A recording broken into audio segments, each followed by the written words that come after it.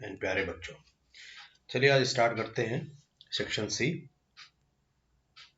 और इसमें आप लोगों की 3 पोएम्स हैं। पहली पोएम तो है डार्कलिंग थ्रश, दूसरी है बर्चेस और तीसरी है क्रॉसिंग द बार। और क्रॉसिंग द बार के बारे में आपको बता दें कि बहुत फिलोसफिकल पोएम है और इसमें सिंबल्स बहुत हैं। सिंबल का यूज़ हालांकि हुआ है बर्चेस और डार्कलिंग थ्रश में भी, लेकिन जितना सिंबल अल्फ्रेड लॉर्ड टेनिसन ने इसमें यूज़ किया है क्रॉसिंग द बार में, उतना थॉमस हार्डी और रॉबर्ट फ्रॉस्ट ने यूज नहीं किया है। इसलिए मेरा सजेशन है आप लोगों को कि आप लोग क्रॉसिंग द बार को बहुत अच्छे से पढ़िएगा। ठीक है, इसमें बहुत सारे सिंबल्स हैं, जैसे सी का सिंबल अलग है और शिप का सिंबल अलग है, सैंड बार का सिंबल अलग है और डूबते हुए सूरज मतलब सनसेट का सिंबल अलग है। इस तरह से बहुत सारी चीज़ें हैं। तो अगर आप लोगों को मान लीजिए कि एक्सप्लेनेशन भी चाहिए पोएम का, तो आप मुझे कमेंट में बता दीजिएगा, तो हम कोशिश करेंगे कि आप लोगों की डिमांड्स को पूरी कर सकें। फिलहाल हम लोग स्टार्ट करते हैं section C, reverie poetry. Choose the correct option each after each question. ठीक, the tide returns home again in the poem. तो इसका जो आंसर आपका होगा, 4 ऑप्शन दिए हैं, 4 में से कोई एक ही ऑप्शन सही होगा। आप अच्छी तरह जानते हैं। ये नहीं कि अच्छा, कुछ बच्चे क्या करते हैं कि एक काट करके दूसरा सही करते हैं, फिर उसको काट कर फिर तीसरा कोई सही करते हैं। इसलिए प्लीज ये मेरा सजेशन है आप लोगों को कि इस तरह का काम ना किया करें, और पेपर में तो कतई ये नहीं करना, जबकि 22 नवंबर से पेपर स्टार्ट भी है। इसलिए बहुत अलर्ट रहिए। तो इसका होगा पहला option, soul. The soul of a man goes back to where it comes from. In the poem Birches, what kind of the setting does the speaker describe? तो रूरल सेटिंग है। The darkling thrush belongs to which category of the poem? तो elegy poem है। Okay, फिर उसके बाद जो है, in the poem Birches the poet wants to escape pressures of the adult life by the partaking the refreshing dose of birch climbing. The thin crystal of ice in the poem birches are compared to which of the following? तो इसका जो option होगा ये होगा the fragments of the broken glass. Okay, what is the time when the events in the poem crossing the bar take place? तो ये sunset का time है। सनसेट को सिंबल दिया हुआ है, तो मतलब इंसान की लाइफ अब जो है खत्म होने वाली है। जैसे सूरज निकला तो ये समझ लीजिए कि बच्चा पैदा हुआ। ठीक है, एक मतलब अ बेबी बॉर्न। फिर दोपहर का वक्त हुआ तो उसकी जवानी आई, फिर उसके बाद जब से सनसेट का टाइम होता है तो उसका बुढ़ापा है और जिंदगी खत्म होती है। ठीक, चलिए अब दूसरा वाला देखते हैं। इसका तो बड़ा छोटा सा है, इसलिए इसको छोड़ो, पहले आप लोग के लिए बड़ा कर दें।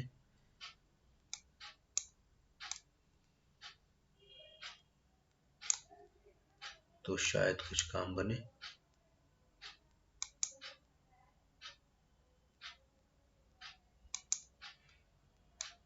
क्या भाई, ये तो कुछ, हाँ अब ठीक है। थोड़ा सा और बड़ा करके देखें, अब ठीक है। ओके, चलिए। In the poem Crossing the बार,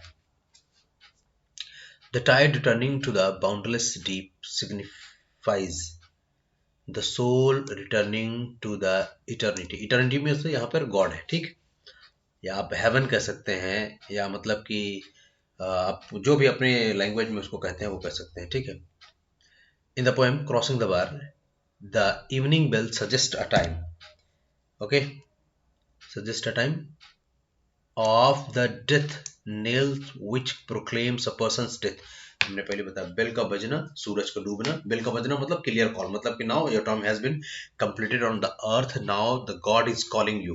तो वो उसको उठा करके आत्माओं के साथ जो है आते हैं ना, मौत के फरिश्ते आते हैं, या फिर यमराज जी जो है तो अपने घोड़े पर बैठ करके आते हैं। सॉरी, अपने वो क्या बोलते हैं, वृषभ बोलते हैं हिंदी में, शायद उसको भैंसा बोलते हैं हम लोग, उससे बैठ करके आते हैं और बाकी देवदूतों के साथ वो रस्सा फेंकते हैं, तो शरीर से जो है तो आत्मा को खींच करके बाहर निकाल करके लेके चले जाते हैं, है ना। तो वो है आपका क्लियर कॉल।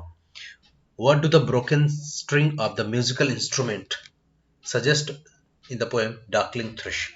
तो भाई जो एक इंस्ट्रूमेंट की बात की होगी कि उसमें स्ट्रिंग्स जो होती हैं, जैसे बहुत सारे म्यूजिकल इंस्ट्रूमेंट होते हैं जिसमें स्ट्रिंग लगी होती है, तो उसमें जैसे गिटार हो गया या तानपुरा हो गया, इस तरह से बहुत सारे हैं।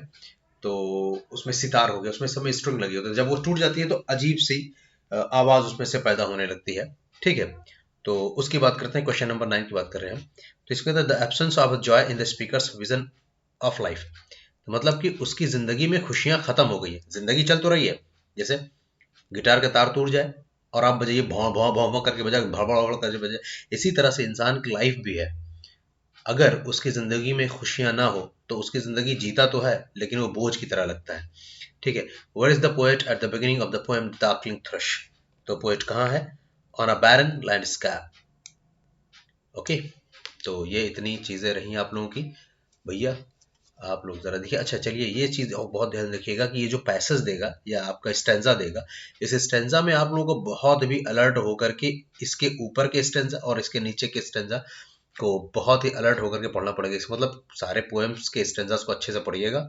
ठीक है, चलिए आगे देखते हैं स्टेंजा में क्या दिया हुआ है। Okay, let's start. Question number 7. First, I leant upon a copy's gate when frost was spectre gray and winter's drag made dissolute the waking eye of the day. Waking eye of the day मतलब the sun is going to set, मतलब सूरज डूबने वाला है, इसी को कहते हैं waking eye of the day। ये भी देखिए कितना बढ़िया सिंबल यूज किया इन्होंने। ठीक है, the poet is leaning on a gate which leads to a small forest। ठीक, कहते हैं ना पोएट जो है जहाँ बैठा हुआ है, ठीक, एक छोटा सा फॉरेस्ट उसी के सामने बैठा। The speaker's leaning on the coppice gate, coppice मतलब लकड़ी का गेट, ठीक है, shows that he was tired and dejected, he was tired and dejected.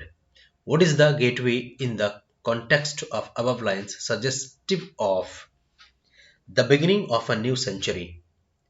The beginning of the new century. What is the meaning of a spectre grey? As grey as a ghost, as grey as ghost। ठीक, what is the effect of the frost on the landscape? The landscape appears to be covered in white blanket। भाई बर्फ गिरी हुई है चारों तरफ से, तो हर जगह पे बर्फ है, चारों तरफ बर्फ है, तो जब बर्फ है तो आपको क्या दिखाई देगी, ऐसा लगता है जमीन जो है तो पूरी तरह से भीगी हुई है। चलिए मैं इसको आप लोगों को दिखा देता हूँ कि कैसे ये कहते हैं the landscape appears to be covered in white blanket. White blanket मतलब जब बर्फ चारों तरफ गिरी हो तो उसको व्हाइट ब्लैंकेट इन्होंने कह दिया है। तो जरा देखिए, हम हमको दिखाते कैसे व्हाइट ब्लैंकेट होता है। देखिएगा, देखिए बच्चों, ये जो है आप लोगों की ये शीट है, आइस शीट, ये चारों तरफ से जो है ये बर्फ से एकदम ढकी हुई है। देखिए यहाँ से आप देखिए तो ये पूरा जो है ये चारों तरफ जो बर्फ है आपकी, ये आइस शीट कहलाती है। ठीक है, तो ये जो आइस शीट है इसी को उन्होंने क्या कह दिया है, landscape appears to the covered in the white blanket, इसी को उन्होंने व्हाइट ब्लैंकेट कह दिया। इस तरह से बहुत सारी हैं, आप देखिए तो देखिए इस वाली पिक में भी आप लोग को दिखाई देगा। ठीक, हाँ इस वाली पिक में देखिए ये भी चारों तरफ बर्फ से ढका हुआ है। ठीक, और आप देखिए इस वाली पिक में लोग लाई जा रहे थे, ये भी पूरा बर्फ है, ये भी पूरा बर्फ है। तो इस तरह से उन्होंने इसको कहा है, व्हाइट ब्लैंकेट कहा है। ठीक, तो इसका ऑप्शन ए हो जाएगा। चलिए क्वेश्चन नंबर 6 देखते हैं।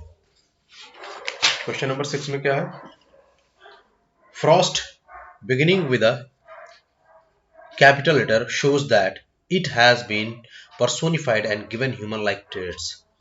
ऑब्वियसली इन्होंने जो चीजें कही है ये it has been personified and given human like, sorry, given human like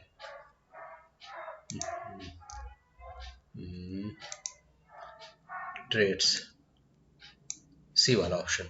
The nature here has been exhibited as a relentless force। Seventh का आंसर ए होगा, relentless force। नेक्स्ट है, what does the waking eye of the day suggest? Just हमने अभी आपको बताया है। पहला है fading sunlight, making the landscape deserted, creating darkness all around. तो इसमें ऑप्शन दिया हुआ है both A and B. Fading sunlight मतलब सनलाइट फेड हो रही है, ठीक है, ये डार्कनेस क्रिएटेड में कंफ्यूज मत होइएगा, मेकिंग द लैंडस्केप डिजर्टेड, क्योंकि जैसे जैसे अंधेरा होने लगता है जमीन पर सन्नाटा छाने लगता है। ये आजकल के हमारे की तरफ पोएम नहीं है कि जैसे जैसे रात होती है तो चौराहे पर रौनक बढ़ती जाती है। ये आज की बातें हैं, ये पोएम आज की नहीं, ये बहुत पहले की है। तो उस वक्त तो होता क्या था, सूरज डूबता था तो एक टाइम होता था कि शाम के 6 बजे 7 बजे 8 बजे तक सब अपने घर में होते थे और पूरा एरिया जो है तो सन्नाटे में चला जाता था। थोड़ा सा सिस्टम भी उस वक्त का कुछ अलग था, लोगों को डर था कि रात हो जाएगी तो चुड़ैलें आती हैं, भूते आते हैं, और उसके बाद या तो फिर चोर उचक्के डाकू लुटेरे, तो कुछ इसका भी डर था और कुछ इस वजह से भी सन्नाटा हो जाता था। और दूसरी चीज ये भी थी कि सन्नाटा होने की वजह सिर्फ यही इतना नहीं था, उस वक्त लोगों के पास इतना ज्यादा सोर्सेज नहीं थे, ठीक है। तो ज्यादातर लोग बाहर घर के रहना पसंद नहीं करते थे अंधेरा होने के बाद, इसलिए डिजर्टेड मतलब कि पूरा एकदम सन्नाटा हो जाता था। तो इसका होगा both A and B. What do the drakes signify here? Drakes signify here कहते हैं a small piece of fertile area in barren landscape. Okay, ये भी सही है मेरे हिसाब से। नहीं नहीं नहीं नहीं, नहीं फर्टाइल एरिया नहीं, नहीं। Left overs of the winters, left over of the winters, the end of the day. हाँ, ये दोनों सही, मतलब बोथ बी एंड सी सही है, ठीक। इसका ऑप्शन होगा बी एंड सी। तो ये हो गया ये, और ये हो गया ये, और रिलेंटलेस हो गया, और ये हो गया ये already. Okay, all right. What is the general mood off the poet in these line? अच्छा, पोएट का मूड कैसा लग रहा है इन लाइन में, याद रखिएगा फर्स्ट के 2 स्टेंजास जो है तो बहुत डिसअपॉइंट से भरे हुए हैं, होपलेस से भरे हुए हैं, लेकिन लास्ट के जो स्टेंजास हैं वो होपफुल स्टेंजास है, क्योंकि उसमें जो थ्रश जो गाना गाती है, गाना गाने के बाद उनको कुछ उम्मीद जगती है कि चलो कोई बात नहीं, लास्ट सेंचुरी गई तो गई, आने वाली जो सेंचुरी होगी वो बहुत ही अच्छी होगी, क्योंकि चिड़िया इसी बात को लेकर के खुश है, थ्रश इसी बात को लेकर खुश है। तो पहले इसमें जो होता है स्पेशली इनको डिसअपॉइंटमेंट दिखता है, ठीक है।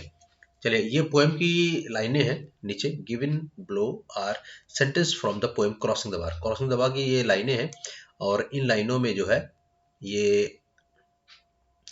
एक लाइन मतलब दी हुई है, उसमें से कुछ वर्ड्स मिसिंग है, तो हमको वही वर्ड्स फिल करने हैं जो इसमें वाकई में मतलब करेक्ट जो वर्ड होगा वही फिल कर सकते हैं हम, और इधर उधर के वर्ड्स अपने से नहीं लिख सकते हैं। जो वर्ड उसमें दिया होगा सेम वही वर्ड हमको भरना है, और ये तब आएगा जब हम लोग अच्छे से पढ़े होंगे एक एक वर्ड को। चलिए बात करते हैं, find fill in the gaps in the sentence from the option given after each. चलिए, पहला ऑप्शन है द बाउंडलेस डीप।